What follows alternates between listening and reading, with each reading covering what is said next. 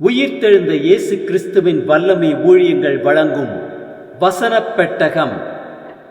இயேசுவே கர்த்தர். இயேசுவையே தேவன் ஆண்டவரும் கிறிஸ்துவுமாக்கினார். இயேசுவே ராஜாதி ராஜா, கர்த்தாதி கர்த்தா. கிறிஸ்துவே மரித்தோர் மேலும் ஜீவனுள்ளோர் மேலும் ஆண்டவர். கிறிஸ்துவே போதகரும் ஆண்டவருமாயிருக்கிறார். வசனப் பெட்டகத்தின் இன்றைய தின கருப்பொருள்: தேவனுடைய ஆசீர்வாதங்கள். உன்னை ஆசீர்வதிக்கிறவர்களை ஆசீர்வதிப்பேன். தேவனுடைய ஆசீர்வாதத்தை குறித்ததான வேத வசனங்களை பார்க்கலாம். ஆதியாகமம் 32:29 வாசிக்கிறோம். அப்பொழுது யாக்கோபு, உம்முடைய நாமத்தை எனக்கு அறிவிக்க வேண்டும் என்று கேட்டான். அதற்கு அவர், நீ என் நாமத்தை கேட்பானேன் என்று சொல்லி அங்கே அவனை ஆசீர்வதித்தார்.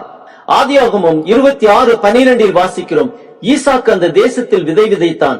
கர்த்தர் அவனை ஆசீர்வதித்ததினால் அந்த வருஷத்தில் 100 மடங்கு பலனடைந்தான். ஆதியாகமம் 26:5 வாசிக்கிறோம். நான் உன் சந்ததியை வானத்தின் நட்சத்திரங்களைப் போல பெருக பண்ணி உன் சந்ததிக்கு இந்த தேசங்கள் யாவையும் தருவேன். உன் சந்ததிக்குள் பூமியில் உள்ள சகல ஜாதிகளும் ஆசீர்வதிக்கப்படும் என்றார். ஆதியாகமம் 39:5 வாசிக்கிறோம். கர்த்தர் யோசேப்பின் நிமித்தம் அந்த எகிப்தியன் வீட்டை ஆசீர்வதித்தார். வீட்டிலும் வெளியிலும் அவனுக்கு உண்டானவைகள் எல்லாவற்றிலும் கர்த்தருடைய ஆசீர்வாதம் இருந்தது. 1 நாளாகமம் 13:14 வாசிக்கிறோம். தேவனுடைய பெட்டி ஓபேத்ஏதோமின் வீட்டிலே அவனிடத்தில் 3 மாதம் இருக்கையில் கர்த்தர் ஓபேத்ஏதோமின் வீட்டையும் அவனுக்கு உண்டான எல்லாவற்றையும் ஆசீர்வதித்தார். 1 நாளாகமம் 4:10 வாசிக்கிறோம்.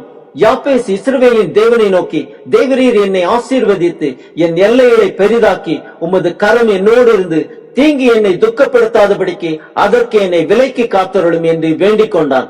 அவன் வேண்டிக் கொண்டதை தேவன் அருளினார். சங்கீதம் 128:4 வாசிக்கிறோம்.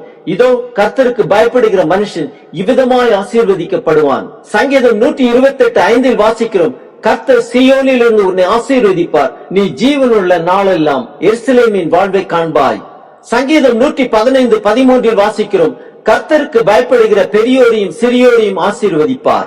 சங்கீதம் 112:2 வாசிக்கிறோம். அவன் சந்ததி பூமியில் பலத்திருக்கும், செம்மையானவர்களின் வம்சம் ஆசீர்வதிக்கப்படும். நீதிமொழிகள் 28:20 வாசிக்கிறோம். உண்மையுள்ள மனுஷன் பரிபூர்ண ஆசீர்வாதங்களை பெறுவான். ஐஸ்வர்யமானதற்கு தீவிரிக்கிறவனோ ஆக்கினைக்கு தப்பான். நீதிமொழிகள் 22:9 வாசிக்கிறோம். கருணைக்கண்ணன் ஆசீர்வதிக்கப்படுவான். அவன் தன் ஆகாரத்தில் தரித்திரருக்கு கொடுக்கிறான். நீதிமொழிகள் 10:22 வாசிக்கிறோம். கர்த்தரின் ஆசீர்வாதமே ஐஸ்வர்யத்தை தரும், அதனுடைய அவர் வேதனையை கூட்டார். நீதிமொழிகள் 10:6 வாசிக்கிறோம்.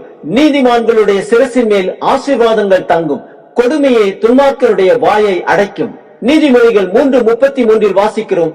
துன்மார்க்கருடைய வீட்டில் கர்த்தரின் சாபம் இருக்கிறது, நீதிமான்களுடைய வாசஸ்தலத்தையோ அவர் ஆசீர்வதிக்கிறார். ஏசாயா 44:3 வாசிக்கிறோம்.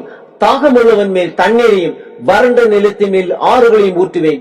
உன் சந்ததியின் மேல் என் ஆவியையும் உன் சந்தானத்தின் மேல் என் ஆசீர்வாதத்தையும் ஊற்றுவேன். மல்கியா 3:10 வாசிக்கிறோம். என் ஆலயத்தில் ஆகாரம் உண்டாயிருக்கும்படி தசம பாகங்களை எல்லாம் பண்டகசாலையிலே கொண்டு வாருங்கள். அப்பொழுது நான் வானத்தின் பலகணிகளை திறந்து இடம் கொள்ளாமற் போகும் மட்டும் உங்கள் மேல் ஆசீர்வாதத்தை வர்ஷிக்க மாட்டேனோ என்று அதனால் என்னை சோதித்து பாருங்கள் என்று சேனைகளின் கர்த்தர் சொல்லுகிறார். கலாத்தியர் 3:9 வாசிக்கிறோம். அந்தப்படி விசுவாச மார்க்கத்தார் விசுவாசமுள்ள ஆபிரகாமுடனே ஆசீர்வதிக்கப்படுகிறார்கள். எபிரேயர் 6:14 வாசிக்கிறோம். நிச்சயமாக நான் உன்னை ஆசீர்வதிக்கவே ஆசீர்வதித்து உன்னை பெருகவே பெருக பண்ணுவேன் என்றார். எபிரேயர் 6:11 வாசிக்கிறோம். நீங்கள் அசதியாயிராமல் வாக்குத்தத்தமான ஆசீர்வாதங்களை விசுவாசத்தினாலும் நீடிய பொறுமையினாலும் சுதந்திரித்துக் கொள்கிறவர்களை பின்பற்றுகிறவர்களாயிருங்கள். கலாத்தியர் 3:14 வாசிக்கிறோம். ஆபிரகாமுக்கு உண்டான ஆசீர்வாதம் கிறிஸ்து இயேசுவினால் புறஜாதிகளுக்கு வரும்படியாகவும் ஆவியை குறித்து சொல்லப்பட்ட வாக்குத்தத்தத்தை நாம் விசுவாசத்தினாலே பெரும்படியாகவும் இப்படி ஆயிற்று. 1 கொரிந்தியர் 10:16 வாசிக்கிறோம். நாம் ஆசீர்வதிக்கிற ஆசீர்வாதத்தின் பாத்திரம் கிறிஸ்துவனுடைய இரத்தத்தின் ஐக்கியமாயிருக்கிறதல்லவா. நாம் பிட்கிற அப்பம் கிறிஸ்துவனுடைய சரீரத்தின் ஐக்கியமாயிருக்கிறதல்லவா. எபேசியர் 1:3 வாசிக்கிறோம். நம்முடைய கர்த்தராகிய இயேசு கிறிஸ்துவின் பிதாவாகிய தேவனுக்கு ஸ்தோத்திரம். அவர் கிறிஸ்துவுக்குள் உன்னதங்களில் ஆவிக்குரிய சகல ஆசீர்வாதங்களினாலும் நம்மை ஆசீர்வதித்திருக்கிறார். ஆம், கர்த்தருடைய ஆசீர்வாதத்தை பெற்ற நாம் மற்றவர்களுக்கு ஆசீர்வாத வாய்க்கால்களாக மாறுவோம்.